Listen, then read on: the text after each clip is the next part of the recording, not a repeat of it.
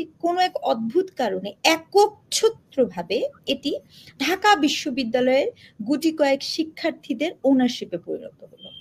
আমি বলছি না যে তারা আন্দোলন করেন নাই, কিন্তু আমি তো বলতে চাই যে এখানে তো অনেক প্রাইভেট বিশ্ববিদ্যালয়ের স্টুডেন্টও ছিল, এখানে তো আপনার অনেক মাদ্রাসার পড়ুয়া শিক্ষার্থীরা ছিল, এখানে তো আপনার যে চা বিক্রেতা, যে শ্রমিক জনতা, সেও ছিল। তাহলে তাদের ওনারশিপটা কোথায় গেল? আমাদের তরুণ উপদেষ্টা আসিফ মাহমুদের পিএর এগেনস্টে 350 কোটি টাকার অভিযোগ আসে দুর্নীতির, নাহিদ হাসানের পিএর এগেনস্টে 150 কোটি টাকা। আচ্ছা একটা কথা বলেন, শেখ হাসিনার পিয়নের এগেনস্টে, মানে উনি বলছিলেন আমার পিয়ন 400 কোটি টাকা লুটপাট করে। এখন শেখ হাসিনা তো এই কথাটা বলেছিল ভাই 15 বছর পরে, অর্থাৎ 15 বছর লুটপাট করে তার পিয়ন 400 কোটি টাকাই করে। আর আমার 9 মাসের তরুণ উপদেষ্টার পিএ, তার বিরুদ্ধে অভিযোগ আসে আপনার 350 কোটি টাকা।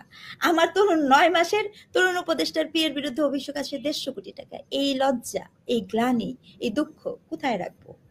দেখুন, আমরা যখন এই গণঅভ্যুত্থানটা করেছিলাম, আমি বরাবরই বলে এসছি যে এটাকে আসলে বিপ্লব বলার কোনো কারণ নাই।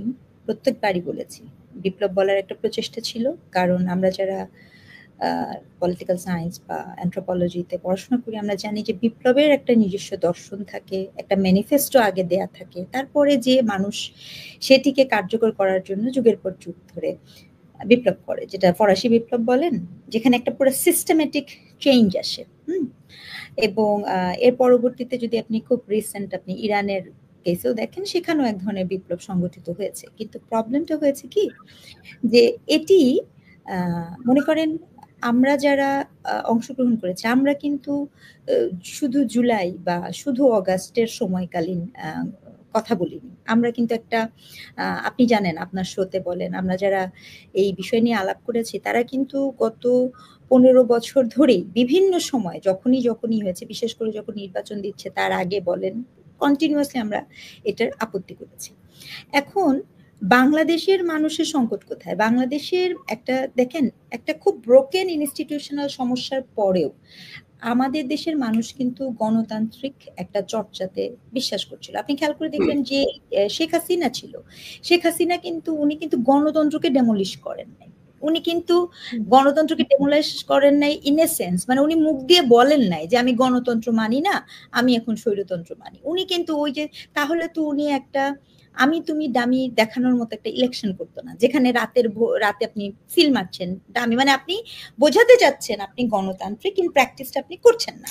তো সেই জায়গাটা থেকে আমরা কিন্তু নানাভাবে আমরা যারা এটাতে পার্টিসিপেট করেছে, মানুষের একটা স্বতঃস্ফূর্ত অংশগ্রহণ ছিল এই আপরাইজিং এ।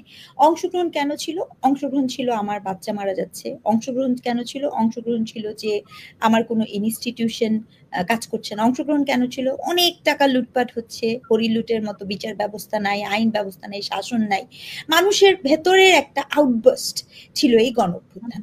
এই অভ্যুত্থান যখন থেকে শুরু হয়েছে তখন থেকে আপনি খেয়াল করবেন যে এই অভ্যুত্থানের একটা একক সলো ওনারশিপ নেওয়ার প্রচেষ্টাতে, যে ক্ষেত্রে যে যাদের সাথে যাদের জন্য আমরা লড়াই করেছি, মানে আমি তো দায়িত্ব নিয়ে বলছি যে আমরা তো লড়াই করেছি, মাঠে থেকে লড়াই করেছি, অনলাইনে লড়াই করেছি, তো এই গ্রুপ অফ পিপলও যারা তাদের সাথে ছিল, অভ্যুত্থানের পরবর্তীতে আপনি দেখবেন এটি কোনো এক অদ্ভুত কারণে একচ্ছত্রভাবে এটি ঢাকা বিশ্ববিদ্যালয়ের গুটি কয়েক শিক্ষার্থীদের ওনারশিপে পরিণত হলো।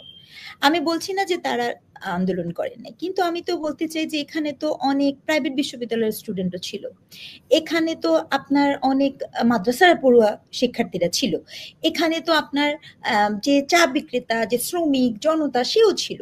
তাহলে তাদের ওনারশিপটা কোথায় গেল? এটা একটা প্রশ্ন, যেই প্রশ্নটা থেকে দ্বন্দ্ব শুরু হয়, ভাঙা শুরু হয়। এবং একটা রাষ্ট্রের, জানেন, ভীষণ রকমের হতাশা নিয়ে বলছি, once in a blue moon কোনো রাষ্ট্র এই ধরনের সুযোগ পেয়ে হাতছাড়া করে, যেটি বাংলাদেশ রাষ্ট্র করেছে। এটি একটা সুবর্ণ সুযোগ ছিল বাংলাদেশের জন্য, যেখানে আমরা এইরকম বাংলাদেশ দেখতে চাই সেটা আমরা দেখতে পাই।